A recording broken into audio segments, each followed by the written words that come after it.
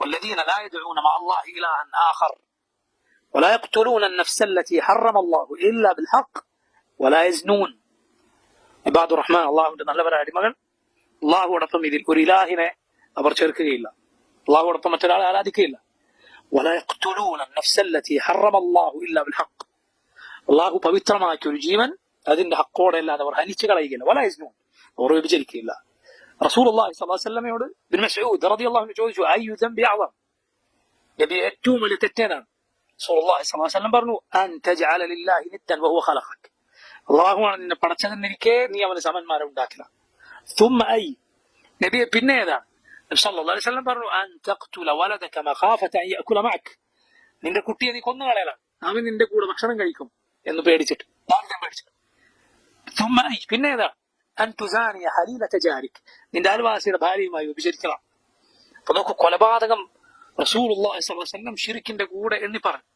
അല്ലാഹു ഖുർആനിൽ ശിർക്കിന്റെ കൂടെ എണ്ണി പറഞ്ഞു. കൊലപാതകം എന്ന് പറയുന്നത് നിസ്സാരമായ കാര്യമല്ല. നോക്കൂ, നബി സല്ലല്ലാഹു അലൈഹി വസല്ലം പറഞ്ഞു, ഭൂമി ഒന്നാകെ അതിന്റെ സ്ഥാനത്ത് നിന്ന് നീങ്ങിപ്പോകല, സവാലുൽ അർദ് അഹ്വനു ഇൻദല്ലാഹ്, ഭൂമി അതിന്റെ സ്ഥാനത്ത് നിന്ന് നീങ്ങിപ്പോവുക എന്നത് അള്ളാഹുവിൽ നിസ്സാരമാണ്. ഒരു മുസ്ലിമായ മനുഷ്യനെ കൊലപ്പെടുത്തുന്നതും അതിനേക്കാൾ എത്രയോ നിസ്സാരമാണ്. ഒരുവന്റെ രക്തം ഇസ്ലാമിൽ 2 കാര്യങ്ങൾ കൊണ്ട് പവിത്രമാകും. ശരിക്കും ശ്രദ്ധിക്കുക, 2 കാര്യങ്ങൾ കൊണ്ട് ഒരുവന്റെ രക്തം ഇസ്ലാമിൽ പവിത്രമാണ്. ഒന്ന് ഈമാൻ, രണ്ടാമത്തെ അമാൻ. എന്നാൽ ഈമാൻ എന്ന് പറഞ്ഞാൽ ഓരോ മുഅ്മിനിന്റെയും രക്തം പവിത്രമാണ്, അവന്റെ ജീവൻ പവിത്രമാണ്, അത് ചിന്താൻ പാടില്ല. രണ്ടാമത്തേതോ അമാൻ, അഥവാ അവൻ മുസ്ലിമല്ല, പക്ഷേ മുസ്ലിമീങ്ങളുമായി പരസ്പര ധാരണയിലും അല്ലെങ്കിൽ പരസ്പര കരാറിലും ഒക്കെയാണ് അവൻ ജീവിച്ചു വന്നത്. പക്ഷെ അവർ പരസ്പരം ധാരണയിലാണ്. നമ്മുടെ നാട്ടിലൊക്കെ ഒരേ നാട്ടിൽ മുസ്ലിമീങ്ങളും അല്ലാത്തവരും ജീവിച്ചു വന്നവർ, അവർ നമ്മൾ പരസ്പരം ധാരണയില്ല. ഈ ധാരണ അത് അമാനാണ്, അമാനിന്റെ ഇനങ്ങളിൽ ഒന്നാണ്. ഇതുകൊണ്ട് എന്താകും? ഒരു മനുഷ്യന്റെ രക്തം പവിത്രമാകും, ചിന്താൻ പാടില്ല.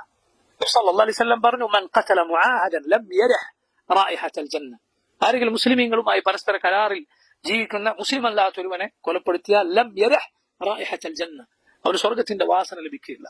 കൊലപാതകം എന്ന് പറഞ്ഞാൽ ഇസ്ലാം അതിന്റെ കാര്യം അതീവ ഗൗരവമാക്കിയിരിക്കുന്നു.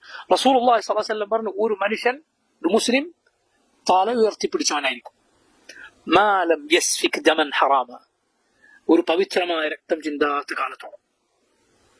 അൽഹംദുലില്ലാഹ്, നീ ഒരാളെ കൊന്നിട്ടില്ലേ, എന്ത് തന്നെ അബദ്ധങ്ങൾ നിനക്ക് ജീവിതത്തിൽ സംഭവിച്ചിട്ടുണ്ടെങ്കിലും നീ റാഹത്തിലാണുള്ളത്. അൽഹംദുലില്ലാഹ്.